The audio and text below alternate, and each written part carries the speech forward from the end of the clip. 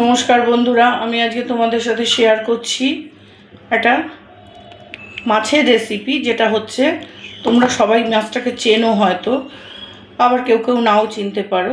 তো এটা হচ্ছে শঙ্কর মাছ। শঙ্কর মাছটাকে আমি এরকম টুকরো টুকরো করে ছোটো ছোটো পিস করে নিয়েছি। এবার এই মাছগুলোকে ধুয়ে পরিষ্কার করে নুন হলুদ মাখিয়ে রেখে দিয়েছিলাম। এবার আমি নিয়েছি এই মাছটাকে মাখিয়ে রেখেছি, মাছটা সরিয়ে দিলাম।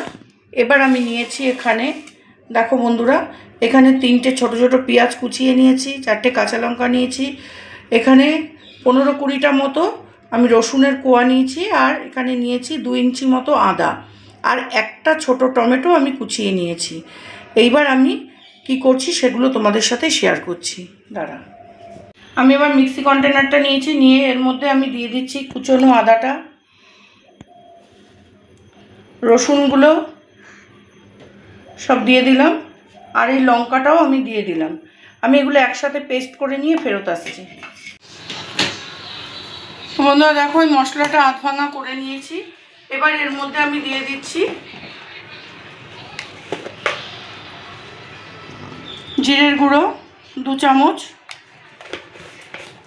ধনিয়া গুঁড়ো 1 চামচ। আমি সব মশলাগুলো এরমভাবে পেস্ট করে নিয়ে থাকি বন্ধুরা, তাতে আমার রান্নার টেস্টটা আরও অনেক বেশি ভালো হয়, তাই জন্যে। আর নিয়ে নিচ্ছি 1 চামচ কাশ্মীরি মরিচ। এগুলো সব একসঙ্গে আমি পেস্ট করে নিয়ে আবার ফেরত আসছি। তো এবার দেখো বন্ধুরা, আমি কড়াইতে তেল বসিয়ে দিয়েছি, তেলটা আমার গরমও হয়ে গেছে। এবার আমি গ্যাসটা কমিয়ে দিলাম, দিয়ে আমি মাছগুলো তেলের মধ্যে ছেড়ে দেব।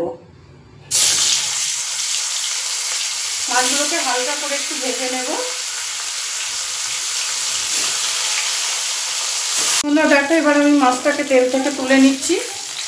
মাছটা এরকম ভাজাটা করেছি আমি, খুব বেশি ভাজলে মাছটা ছিদ্রে হয়ে যায়।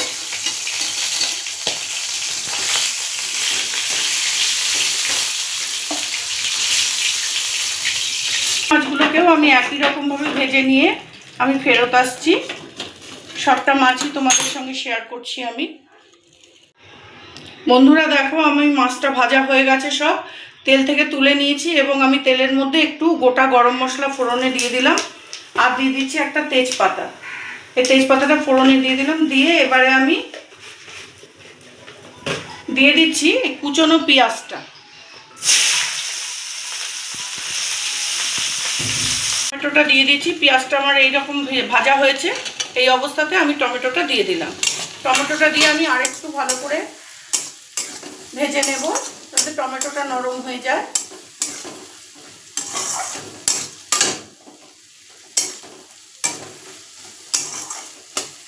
টমেটোটা নরম হওয়া পর্যন্ত আমি একটু অপেক্ষা করব। তো বন্ধুরা দেখো, আমার টমেটোটাও নরম হয়ে গেছে। আমি এই যে মশলাটা পেস্ট করে রেখেছি, এই মশলাটা আমি এবার দিয়ে দিলাম টমেটো পেঁয়াজের মধ্যে। এবার মশলাটাকে আমি ভালো করে কষিয়ে নেব, যতক্ষণ না মশলা থেকে তেল ছাড়ছে। বন্ধুরা দেখো, আমি 1 চামচ মতো একটুখানি ভিনিগার দিয়ে দিচ্ছি এর মধ্যে।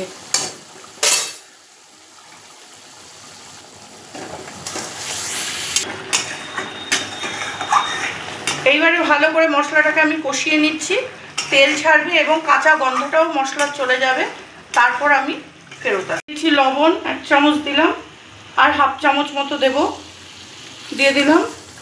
এবার দেবো আমি এর মধ্যে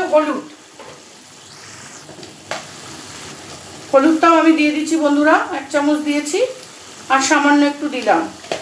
এবার ভালো করে আমি কষিয়ে নেব।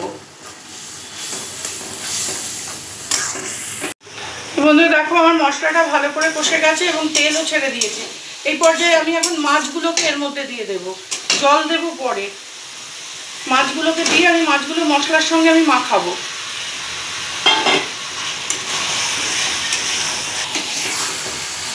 দেখো বন্ধুরা, মাছগুলোকে আমি মাংসের মতো পুরো মাখিয়ে নিলাম।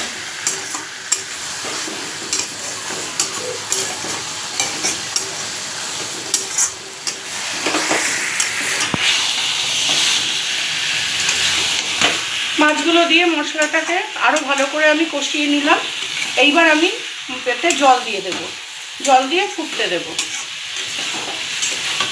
এবার আমি বাটিটা ধুয়ে এই জলটা দিয়ে দিচ্ছি, যে বাটিতে আমি মাছগুলো তুলে রেখেছিলাম। কারণ ওর মধ্যে মাছের জুসটা ছিল, জুসটার জন্য ওই বাটিতে আমি জল দিয়ে আমি দিয়ে দিলাম। বন্ধুরা দেখো আমার মাছের ঝোলটা হয়ে গেছে, মাংসের মতো করে একদম রান্না করেছি শঙ্কর মাছটাকে। তো এবারে আমি এর মধ্যে দিয়ে দিচ্ছি একটু ধনেপাতা কুচি, একটু ধনেপাতা কুচি দিয়ে দিলাম,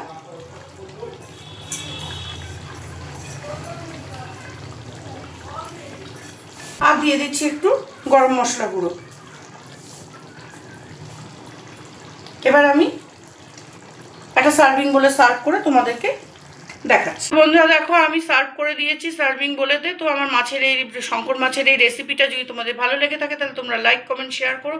নতুন বন্ধু যারা আছো ইউটিউব থেকে দেখছো আমার চ্যানেলটাকে সাবস্ক্রাইব করে আমার পাশে থেকো, আর ফেসবুক থেকে যারা দেখছো তারা আমার পেজটাকে ফলো করে নিও।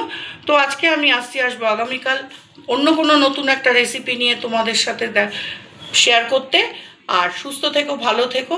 তো একটা পিস তোমাদেরকে একটু টেস্ট করতে দিচ্ছি, খেয়ে বলবে কীরকম হয়েছে।